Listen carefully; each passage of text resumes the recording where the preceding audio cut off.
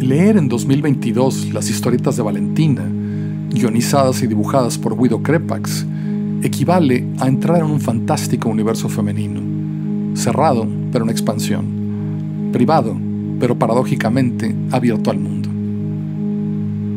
Crepax comenzó a dibujar esas historietas en 1965 y casi de inmediato empezó a seguir a su personaje con una minuciosidad inédita, ya que a diferencia de la mayoría de los personajes de cómic, el de Valentina envejecería junto con Crepax a medida que pasaban los años y sus historias continuaban. Para dibujarla, Crepax se inspiró en la personalidad y aspecto de la actriz norteamericana Louise Brooks, el personaje central de La Caja de Pandora, una película silente del austriaco Georg Wilhelm Pabst, que se hizo famosa por su tratamiento de la sexualidad femenina en la década de los 20.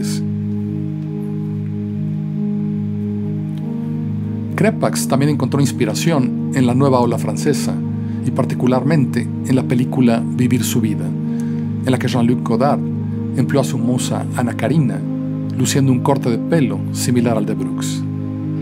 Paradójicamente, Crepax terminó también influenciando a cineastas como Hal Hartley en su extraordinaria película Amateur, o al francés Luc Besson en Léon, en la que Natalie Portman interpreta a una joven similar a Valentina, y por supuesto a Pulp Fiction de Quentin Tarantino, en la que Uma Thurman emplea también ese corte de pelo y actitud retadora.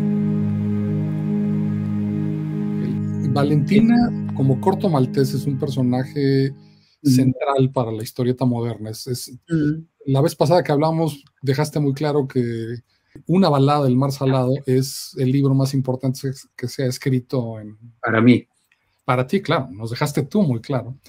Y la importancia de Corto Maltés. Me gustaría un poco también enmarcar esta discusión de Valentina en esos términos, como personaje que representa para la historia de la historieta, digamos, adulta, que eso es lo que sucede con Pratt, pone este medio artístico en el mundo de los adultos, con un personaje, digo, claramente adulto. No tienen más que abrir un libro de Valentina y se van a dar cuenta que es una historieta claramente para adultos, ¿no? Pero sí me gustaría un poco hablar del contexto en el que nace este personaje y cómo va evolucionando, ¿no? ¿Por qué nos cuentas cómo nace Valentina? Nace con el nacimiento del cómic moderno, contemporáneo, diríamos, aunque estamos hablando del año 63, con la revista Linus, que es la primera revista de cómic claramente dirigida a un público adulto además culto, porque, bueno, pensemos que el director es Gandini, pero Umberto Eco es del comité de redacción y es el que está haciendo las traducciones de las tiras de Charlie Brown que publica Linus, Umberto Eco, y haciendo artículos ahí y demás. Y en el número 2 de esa revista aparece el único cómic, la única historia hecha por un italiano, que es un personaje que se llama Neutrón, que es como una especie de hecha por un tipo que firma Guido Crepax. Es una especie, la historia de Neutrón es un personaje pues a la Sergio Bonelli, es un personaje que vive en Nueva York, se llama Philip Rembrandt de nombre, todos los nombres y todo en Crepax es muy alusivo a la cultura, en su sentido amplio, popular y elitista, y es un personaje a lo Sergio Bonelli, es decir, tiene poder paralizador en los ojos, es crítico de arte en Nueva York, y va a venir y esa es su historia, el típico personaje de aventuras de esos años. Pero ya en la segunda entrega va a conocer a la que va a ser su novia, porque al principio parece que es un personaje muy basado en los caracteres clásicos, va a tener una novia eterna, unos enemigos que siempre serán los mismos, toda esta historia del personaje de la cultura popular, ¿no? Pero en el número 2, al principio de esta historia, que se llama la curva del Esmo, que es una curva que creo que está en el circuito de Monza de Fórmula 1, que se llama así, del Esmo, lo va a recibir al aeropuerto de Malpensa, porque viene de Nueva York, Neutrón, una fotógrafa, que va a ser Valentina Rosselli. Ya incluso el apellido es una cita, ¿no?, a los hermanos Rosselli, los héroes de la resistencia antifascista italiana. Siempre es así en esta historia. Y lo curioso es que este personaje, la que estaría pensada para ser la novia eterna, se va a quedar con la historia. Y a partir de ese momento, el verdadero personaje va a ser ella. Tanto es así que se quedará hasta con el título, que será Valentina para siempre, ¿no? Y ella será el hilo conductor de las historias. En esta primera historia, La curva del Esmo, todo parece eso, muy lleno de referencias a la élite, al diseño milanés, a todo esto, pero digamos la estructura permanece más o menos como había sido siempre. Pero a partir de las siguientes historias, Crepax, que es un arquitecto, hijo de un músico milanés de la Scala, con una tradición cultural detrás de él, progresista, de izquierdas, él es trotskista, pero muy pegado a la burguesía cultivada milanesa, va a comenzar a construir o a deconstruir más bien las páginas de cómic y sus historias. Y porque le interesan temas que digamos que a los autores, a los creadores de cómic de ese momento en el mundo no parecen interesarle tanto, ¿no? Como es el cine más contemporáneo, la literatura contemporánea de esos momentos, de esa época, esa década tan súper creativa que son los años 60, a él le interesa y va a empezar a jugar con eso, va a empezar a jugar con la página, con la distribución de la página. El cine, en la cinematografía, en las películas se hace después que has rodado, pues lo montas. En el cómic es al revés, la página se monta antes de que la vayas a hacer, ¿no? Y va a cambiar absolutamente la percepción de cómo va a ralentizar, va a acelerar, va a crear continuamente sistemas narrativos, va a utilizar la línea de las viñetas que marcan la viñeta para contarte si eso lo está soñando, lo está viviendo o es una imaginación. Entonces, como va a ser un personaje muy freudiano que va a vivir básicamente en su cerebro, en su imaginación, siendo historias de carácter fantástico, en el sentido de la literatura fantástica del Cono Sur, mucho más que, pero también mezclando toda la idea de fantasía de los cuentos también centroeuropeos, desde personajes como Baba Yaga, pero mezclados con personajes más literarios como Barba Azul. Va a mezclar toda esa riqueza y utilizando un sistema narrativo absolutamente original y que él inventa. Este proyecto de Valentina nace, ya explicaste, como una tira para una revista que originalmente tenía un personaje... Una historieta, no una tira. Tira es una tira. Esto es una historia en entregas, ¿no? Exactamente. Y muy pronto se convierte en la historia de Valentina y también muy pronto pasa de ser una historia realista, digamos, como estabas describiendo, lo que está centrada en esos 60s, está hablando de Milán, del mundo de la moda, del diseño, del automovilismo, pero de repente se convierte en otra cosa, empiezan a entrar estos elementos que ya mencionan, ¿no? El inconsciente, los sueños, el erotismo.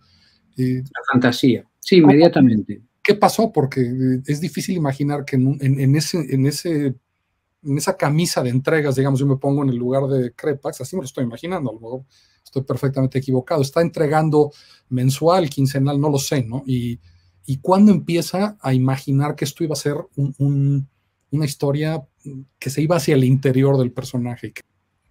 Una arquitectura, que esto lo mencionas también en el ensayo que hiciste para la Semana Negra con la exposición maravillosa de originales de Crepax, comparas a Stan Lee con Guido Crepax y dices que Stan Lee construyó un universo expansivo hacia afuera y Crepax crea uno kantiano, creo que usas la palabra que es hacia el interior, ¿no?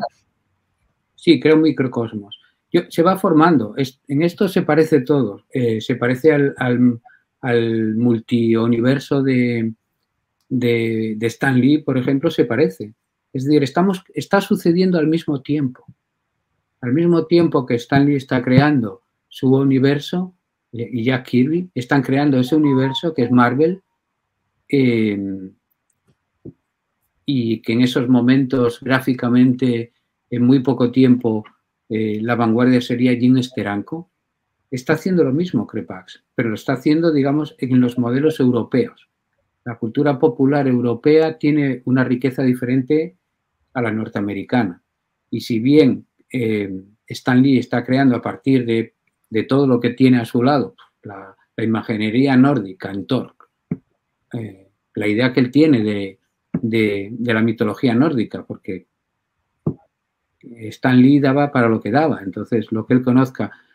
Crepax, que era un tipo, como os decía, muy formado, muy culto, muy de una élite cultural milanesa, utiliza los mismos recursos con más sabiduría y hacia otro lugar, que es un lugar al que no va, lógicamente, Stan Lee, que Stan Lee, como tú decías, va al exterior, es crear, crear, ampliar, ampliar. Y Crepax va hacia el interior del personaje, de los personajes y de las historias y de la cultura. El hecho de que cree como que la fantasía está desde el primer momento, porque a Neutrón lo convertirá, Neutrón será heredero de los caballeros del interior, que en realidad eso va a ser el subconsciente de Valentina. Su inconsciente y su subconsciente está formado por el interior se expresa en los caballeros de los abismos, que son el pueblo del que procede, el interior de las grutas de la Tierra del que procede Neutrón, y por eso le da el poder paralizador. Pero realmente cuando leemos la historia sabemos que está sucediendo todo en el cerebro de Valentina. Está sucediendo la realidad, el imaginario y los significados. Todo está, y los sueños, que aquí son muy importantes. Y entonces digamos que lo que está haciendo Crepax es evidentemente crear otra forma, otro mundo del cómic diferente, ¿no? Crepax es un tipo de, como creador, es, digamos, en literatura en Europa, yo al único escritor que le veo comparable, por ejemplo, en la escritura sería la comparable de Marcel Proust, En busca del tiempo perdido, lo cambia todo, lo crea, cambia la escritura, la forma de escribir, pero es un Marcel Proust con mucha mezcla, muy pegado de Frank Kafka y pegado de todo lo que rodea ese tipo de literatura, mezclado con la literatura popular, con fantomas, con todo, y con el cine de la época, muy pegado a la cinematografía de la época. Crepax es el Godard, pero es Godard y luego va a ser Wim Wenders, y en medio será Janso, y en medio todo lo que aparezca por allí. Y fagocitará todo eso para crear un producto absolutamente culto, interesante y repleto de erotismo. Seguir en las revistas la trayectoria de Crepax es muy, muy complicado y muy, muy difícil. En los libros no, porque enseguida empezaron a salir los libros, ¿no? Y en los libros las historias se van agrupando y van construyendo un personaje que va a pasar de ser novia y tener amantes, decidir con quién se queda, que será Neutrón, pero en una relación muy abierta, que va a tener un hijo inmediata, muy rápidamente. Va a quedarse embarazada, esa será una historia, nos va a contar su vida anterior, en el diario de Valentina va a contar la historia de Valentina, anterior a el conocimiento, y en todo momento, y esto sí que es absolutamente diferente a los universos del cómic norteamericano y otros, el tiempo va a ser tiempo real. O sea, cada año que pasa, Valentina tiene un año más. Tiene 61 años cuando dibujará el personaje, cuando dibujará la última historia. Porque Crepax dijo que no se le ocurría que más historias contar, como él hacía con Valentina a una mujer de 61 años. También es verdad que ya estaba enfermo de la enfermedad degenerativa que le llevaría a la muerte, ¿no? Que esta es otra de las historias dramáticas de Crepax, ¿no? Un tipo que vivió para dibujar continuamente. Recuerda que nos contaba su viuda, Luisa, y su musa, que para que lograsen llevárselo de vacaciones, tuvieron que replicarle el estudio en su casa de vacaciones, en la costa. Y este tipo era su vida, era su personaje, era su Emma Bovary, ¿no? Y entonces contó todo, reflejó toda su vida. Si lees la historia de Valentina, es la historia de una mujer que va creciendo, se va desarrollando desde que nace, porque nos contará, aunque tiene 25 años, cuando va a conocer cuando se encuentra en las primeras viñetas en ese aeropuerto Malpensa con Neutrón, nos contará, como os decía, la parte anterior de su vida, y seguirá hasta que ella no la dibujará más a los 61 años de ella. Irá recorriendo la cultura europea. Es decir, quién es la moda en ese momento, podrás ver el desarrollo de la sociedad y de los modelos de la sociedad siguiendo las historias de ella y los gustos en arte, en pintura, en cine, en literatura de su autor, evidentemente, que le traspasa, ¿no? Porque de alguna manera es el Flaubert, ¿no? ¿Quién es Valentina? Pues Guido Crepax. Y luego era capaz de jugar con los propios... Según Massot, él inventó la metahistorieta con su historia. Hay una de las historias que es muy importante de él y de Valentina, que es Historia de una historia. Te cuento una historia y luego te la vuelvo a contar desde otro punto de vista, por si acaso no lo has entendido. Es la misma historia contada desde otro punto de vista. Y es la primera vez que se hacía, cuando él lo hace, ¿no? Y es de una brillantez total. Son los momentos álgidos, ¿no? Para mí su libro más importante, mi libro preferido suyo, porque me parece que todo esto que estoy contando aquí como que lo recoge de alguna manera, es Valentina en la estufa, que mezcla varias historias. Es un libro importante para mí. No sé en qué número estará en concreto ahora de esa edición de Fantagraphics, pero me parece que todo lo que junta en ese libro y el prólogo que le hizo es un prólogo mudo, pero que en realidad te va a contar todo lo que va a pasar luego, contando la historia también de Baba Yaga, que es el personaje, ¿no? Utilizando a Baba Yaga como digamos, como motivo para... Es de una brillantez absoluta. Es uno de los grandes libros del cómic mundial. En la lista eso de si solo te pudieras llevarte 10 libros de cómics, pues, como decíamos antes, es evidente que para mí llevarse una balada del mar salado, una balada del mar salado, es el primero que cojo si me tengo que ir. Valentina es digamos que replicando a un conocido tuyo y mío, Valentina es una de los nuestros. El trazo de Crepax es inconfundible. Su modo característico de trazar líneas, repasándolas varias veces para encontrar la justa grandeza de cada expresión, sus sombras y pliegues de los vestidos, donde el blanco y negro se funden uno dentro del otro, e incluso en líneas no siempre cerradas, y particularmente en el rostro de Valentina, que parecen subrayar su evanescencia y su ligereza de criatura de papel. Otro elemento distintivo del estilo de Crepax es la construcción de la página.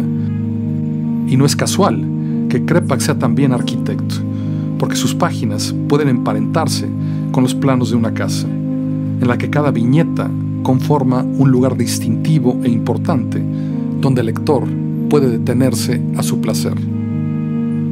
Particularmente novedosas resultaron las pequeñísimas viñetas que contienen detalles minúsculos, un ojo, una mano, una boca o parte de cualquiera de ellas. Háblanos un poco de la estructura, ¿no? Empezaste hablando de cómo tiene estrategias de arquitectura de página Crepax para adentrarnos a los sueños, adentrarnos a la intimidad, señalarnos cambios de planos.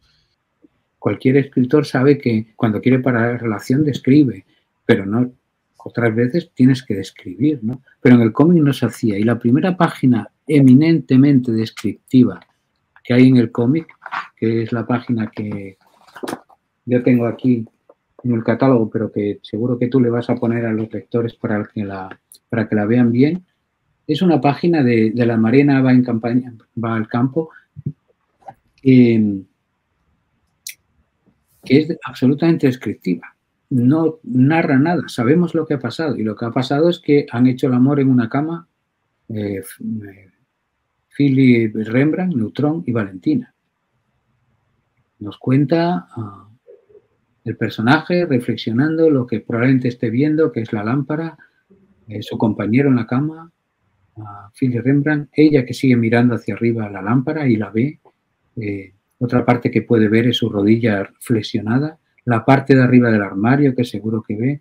Cambiamos de punto de vista y el punto de vista es para que sepamos que está contando exactamente que con los zapatos cuenta que están en la cama y están desnudos. Una pierna desnuda, en esta época todavía no se podían aparecer desnudas. Es decir, no podían aparecer ni los genitales de un hombre o de una mujer, ni los pezones de la chica, que parece ser que es aún hoy lo que sigue atentando contra la civilización occidental y cristiana.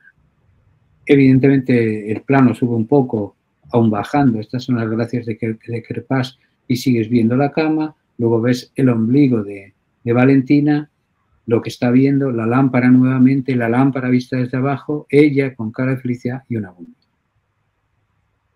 Nos describe un hecho, lo describe, no lo narra, lo describe.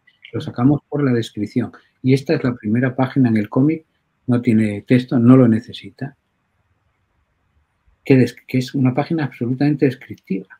No va a añadir nada a la acción, a la historia, a la anécdota del cómic que no se hubiera podido solucionar en una viñeta. Sin embargo, esto te hace un poco lo que hablábamos antes, volver al interior del personaje.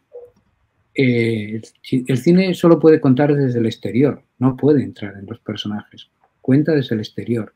La literatura, la novela, cuenta desde el interior del personaje. Si quiere desde el exterior, pero puede contar desde el interior. El cine no. La grandeza del cómic es que puede hacer las dos cosas. Puede contar desde el interior y desde el exterior. Y aquí lo está utilizando magistralmente. Y lo está haciendo por primera vez en la historia. Es mucha página esta página.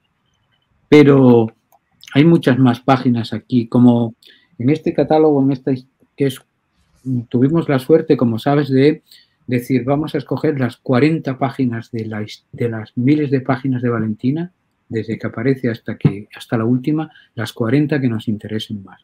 Y en ese momento podíamos, no habían vendido originales. Así que las 40 páginas que expusimos eran las 40 que decidimos que eran las fundamentales y que recorriesen la historia, ¿no?, del personaje. Y desde las primeras, como esta que os contaba, que es relativamente primeriza, bueno, tenemos la primera página donde ella aparece, que es mítica, ¿no?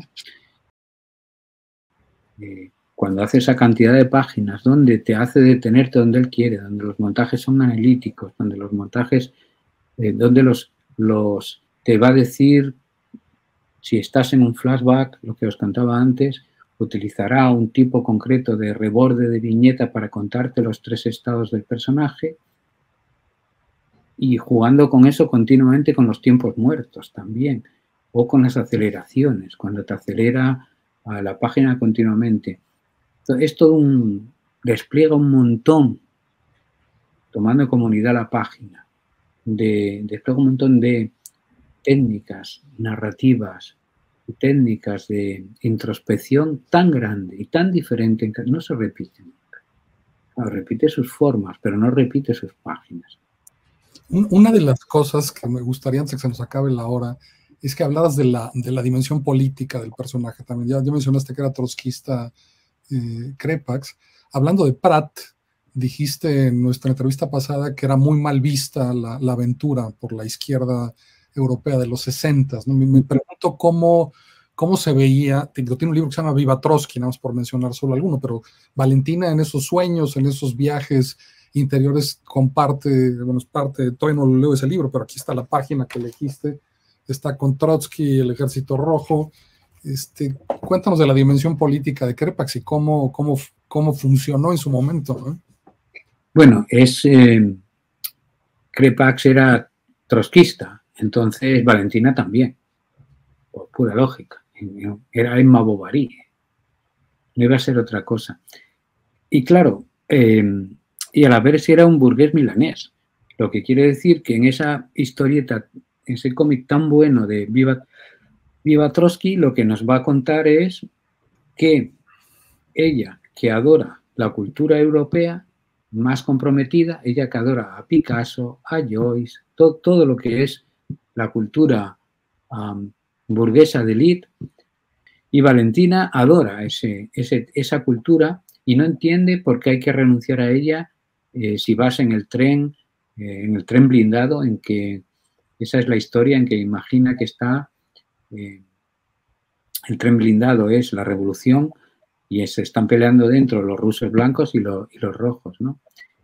Pero ella no quiere renunciar a eso, porque dice, no, esto ha sido creado por burgueses, pero revolucionarios en su campo, luego esto es revolución también.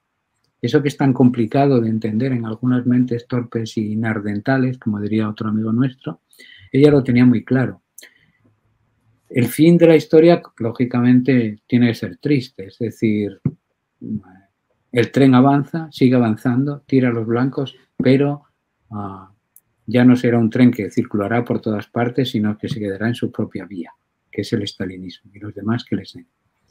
Y esa es esta historia. Y en todo momento él siempre hizo carteles para manifestaciones y reivindicativo y todo esto. Crepax en ese aspecto, bueno, estamos en Italia en esos años, donde el Partido Comunista, el PCI, era el partido comunista más fuerte del mundo occidental. Y al que si hubiera llegado al poder alguna vez le hubieran dado un golpe inmediatamente, la Operación Gladio, todas esas cosas. No solamente fue político ahí, fue político más adelante, cuando los años de plomo de las Brigadas Rojas, la mejor historia, la única historia, que no fuese la que hizo Gianni De Luca en El Comisario Espada, donde se habla, sin hablar de ello, de ese momento, es en una de las historias de Valentina más impresionantes, que se llama Moscacheca, la gallina ciega, para nosotros el juego. Supongo que en México también se llamará la gallina ciega, el juego de los niños donde cuenta ese momento de los años de plomo tan complicado. Una maleta en su casa y eso inmediatamente es ya un problema por el que ella va a acabar siendo secuestrada y solamente será liberada por los servicios, sean estos los que sean, o por lo que sea, porque ella no ha abierto la maleta. Y al no saber de qué estamos hablando, puede quedarse libre. En esa historia tan aparentemente que la gallina ciega es alguien con los ojos vendados que va buscando a los otros, cuenta esos años y los cuenta de forma magistral. Él, sin duda, era un tipo muy, como decíamos, muy pegado a la cultura real y a la política del momento, pero y a la vez era lo que contábamos, un tipo metido en su casa y dibujando sin parar y escribiendo sin parar. La estética sin ética no es arte, es decoración. Pero este tipo hacía estética con ética, este tipo hacía arte. Y eso es lo que Guido Crepax significa. Y Valentina, una de las grandes muestras del arte y la narrativa europea y por tanto mundial de los mejores años del siglo pasado.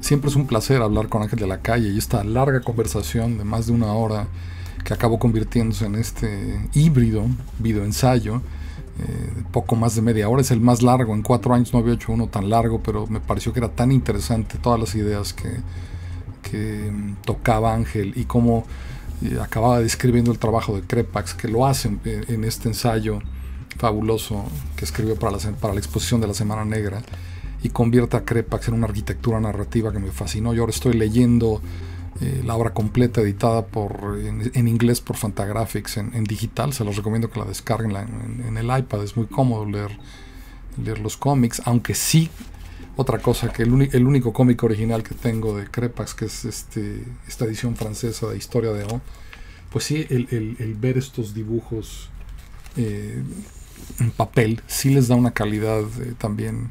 Pero bueno, es imposible conseguirse toda la obra completa de Guido Crepax. Sería una estantería como esa. Digital es una manera de acercarse a su obra, se los recomiendo muchísimo.